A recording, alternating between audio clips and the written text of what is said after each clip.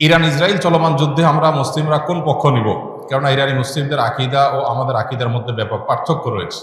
দেখুন, একটা কমন নীতি আমাদের প্রত্যেকেরই জানা থাকা দরকার। সেটা হলো, একজন মুসলমান তিনি সবসময় মাজলুমের পক্ষ অবলম্বন করবেন। যখন দুটি বিবাদমান পক্ষের মধ্যে একটা মাজলুম আর একটা জালিম হবে, তখন সেই ঘটনায় মুসলমানরা সবসময় জুলুমের বিরুদ্ধে অবস্থান নেবে।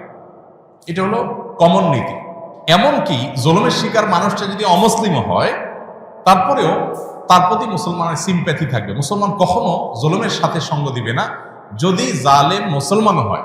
অতএব আপনার সাথে কোনো মাজলুমের যদি আকীদাগত মতপার্থক্য থাকেও, সেই মতপার্থক্য আপন জায়গায় থাকবে, সেটাকে আপনি রাখবেন, এবং বিরোধিতার জায়গাটাও আপন জায়গায় থাকবে। কিন্তু এত সত্ত্বেও যদি সে জুলুমের শিকার হয়, তাহলে আপনি জুলুমের বিরুদ্ধে অবস্থান নিবেন। অন্তত সার্বিকভাবে, সামগ্রিকভাবে আপনি সেটার বিরুদ্ধে অবস্থান নিতে না পারলেও মানসিকভাবে হলেও তার বিরুদ্ধে আপনাকে অবস্থান নিতে হবে। এটা হলো মৌলিক নীতিমালা। মুসলমান কখনো জালেমের পক্ষে যেতে পারে না, মাজলুমের পক্ষ মুসলমান সবসময় নিবে।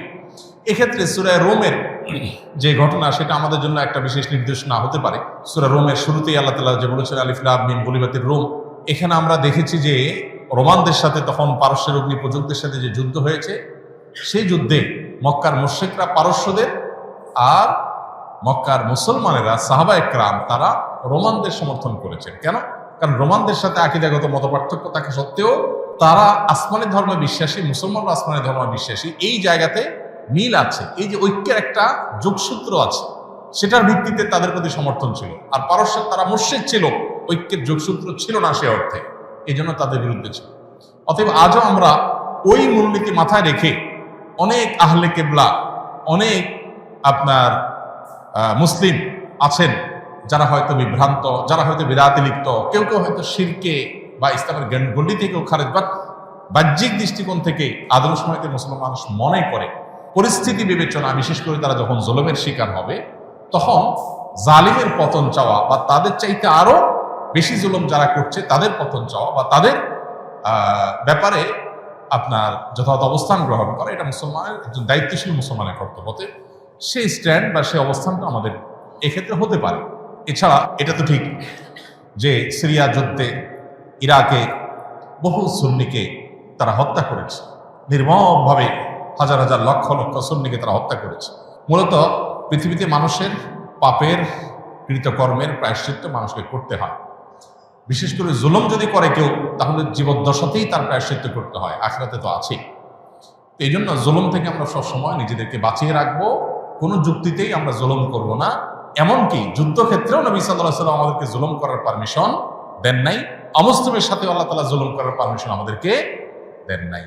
অতএব যেই জুলুম আল্লাহ নিজের জন্য হারাম করেছেন, হাদিসে কুদসিতে আল্লাহ বলেছেন, ইন্নী হারামতু যুলমা আলা নাফসি, হে আমার বান্দারা, তোমরা জেনে রাখো আমি নিজের প্রতি নিজে জুলুমকে হারাম করে রেখেছি। ফালা তাযালাম, অতএব তোমরা একে অন্যের প্রতি জুলুম করিও না। এটা আল্লাহর কথা, হাদিসে কুদসি তিনি বলেছেন। সো জুলুম থেকে আমরা হাজার মাইল দূরে থাকবো, আমার দ্বারা যেন কারোর প্রতি অবিচার না হয়। কারণ জুলুমের পক্ষে যারা থাকবে তাদের পতন অনিবার্য, আজ হোক আর দুদিন পরে হোক। ইসলামিক দলের ওরা কি বাধ্যতামূলক কিনা, নির্দিষ্ট দল না করলে কি মানুষ কাফের হয়ে যাবে? ভাই, এগুলো হলো বিভিন্ন আমাদের ভাই ব্রাদারদের বাড়াবাড়ি।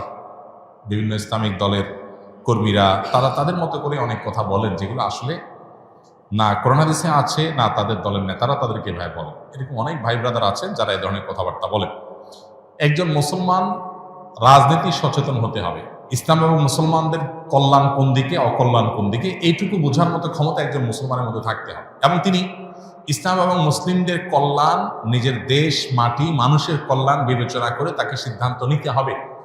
তার কোনো সিদ্ধান্ত, এটা যদি কোনো খারাপ মানুষের বা ইসলাম মুসলমানদের প্রতি বিদ্বেষ পোষণকারী বা ইসলামের ব্যাপারে অমনোযোগী মানুষের এগিয়ে যাওয়ার পথকে উন্মোচন করে, সে আল্লাহর কাছে দায়ী থাকবে। এই জন্য তার রাজনীতির সচেতনতা, তার মতামত এবং ভোট প্রদান, এগুলোর ক্ষেত্রে অবশ্যই দায়িত্বশীলতার পরিচয় একজন মানুষকে দিতে হবে। কিন্তু একই সাথে দাওয়াতি কাজ করার জন্য, ইসলামের মানুষকে আহ্বান করার জন্য অনেক প্ল্যাটফর্ম আছে। ইসলামী দলগুলো সেরকম অনেকগুলো প্ল্যাটফর্ম, অনেকগুলো দল, অনেকগুলো প্ল্যাটফর্ম।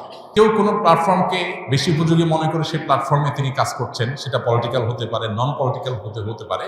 এটা আল্লাহর কাছে নাজাত পাওয়ার জন্য যথেষ্ট। মৌলিকভাবে মুসলিমদের যে মূল ধারা আছে, সেই মূল ধারা, সেই ধারার মধ্যে আবার বহু উপধারা, বহু প্ল্যাটফর্ম আছে, সেগুলোর বাইরে এসে মূল ধারার সাথে যাতে কানেক্টেড থাকে মুসলমানরা, সেখান থেকে বিচ্ছিন্নতাবাদের দিকে যেন না যায়, নিজস্ব কোনো মতবাদ যেন তৈরি না করে, আলাদা কোনো আপনার গিরিপথ যেন তৈরি না করে, এই ব্যাপারে শরীয়ত আমাদেরকে সতর্ক করে। যাতে ঐক্যবদ্ধ থাকার মানে হলো সেটা কোনো একটা বলয় বা প্ল্যাটফর্ম বা কোনো একটা সংগঠন, সাংগঠনিক পরিচয়, পলিটিক্যাল হোক নন পলিটিক্যাল হোক, এ ধরনের প্ল্যাটফর্মে কাজ করলে কাজের সুবিধা হয়, সন্দেহাতীতভাবে সেটি জায়েজ। কিন্তু সেটা করতে গিয়ে যদি আমরা অন্ধ হয়ে যাই, আমাদের বলা বাড়াটা যদি দলকে ঘিরেই হয়ে যায়, আল্লাহ এবং তার রাসূলের জন্য না হয়ে যদি সেটা সীমাবদ্ধ এবং সীমিত একটা চিন্তার জন্য হয়ে যায়, তাহলে সেটা আবার গুনাহের বিষয়ে হতে পারে। এই জন্য বিষয়গুলোকে পার্থক্য করা, পরখ করা, ইম্পর্টেন্সি এবং গুরুত্ব বোঝার পাশাপাশি কতটা ইম্পর্টেন্ট শরিয়াতে সেটাও বোঝা গুরুত্বপূর্ণ। আমরা অনেকে এক্ষেত্রে বাড়াবাড়ি করি, আবার অনেকে ছাড়াছাড়ি করি। এই দুইটারই অবসান হওয়া দরকার এবং সঠিকটা আমাদের অন্তত উপলব্ধি করা দরকার। আল্লাহ আমাদেরকে বোঝার তৌফিক দান করুন। ওয়াহাবি ও সুন্নির মধ্যে পার্থক্য কি? এটা তো কমন একটা বিষয় আমাদের দেশে। সৌদি আরবের আব্দুল ওয়াহাব নজদির অনুসারী যারা, বিশেষ করে যারা বেদাত এবং শিরকের ব্যাপারে একটু বেশি কঠোর এবং সচেতন, আমাদের সময় তাদেরকে ওয়াহাবি বলে মানুষ চিনি। যদিও ওয়াহাবি হওয়াটা কারোর কাছে গৌরবের, আবার কেউ এটাকে গালি হিসেবে দেয়। আবার এর বিপরীতে যারা আহলে সুন্নাত জামাতের অনুসারী বলে দাবি করেন নিজেদেরকে, তারা নিজেদেরকে সুন্নি হিসাবে পরিচয় দেন। তাদের ব্যাপারে আবার ওয়াহাবি পরিচয় বা ওয়াহাবি ট্যাগ যাদেরকে দেওয়া হয়, তাদের দৃষ্টিভঙ্গি হলো যে এরা বেদাতের ব্যাপারে অনেক বেশি তারা আপনার শিথিল এবং বেদাতে অনেক বেশি লিপ্ত। এখানে অবশ্য বেদাতের সংজ্ঞা পরিচয় নিয়ে নানাবিধ মতো পার্থক্য আছে।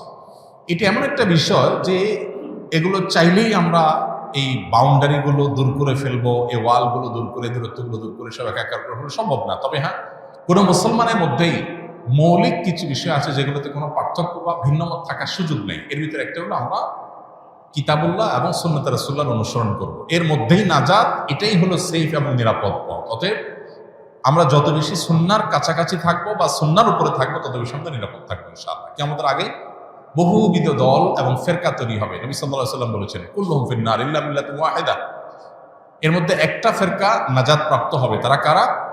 তারা হলো মা আনা আলাইহি ওয়া আসহাবি। নবী সাল্লাল্লাহু আলাইহি ওয়াসাল্লাম তার সাহাবীরা যে পথে ছিলেন, বাস আমরা নবী সাল্লাল্লাহু আলাইহি ওয়াসাল্লাম এই কাজটা এভাবে করেছেন কিনা, করতে বলেছেন কিনা, সেটাকে আমরা আমাদের অবলম্বন হিসেবে গ্রহণ করলে এটাই হবে আমাদের জন্য নিরাপদ। ট্যাগ, নাম যাই দেয়া হোক না কেন, অতএব সেটা হলো আমাদের কাছে মুখ্য।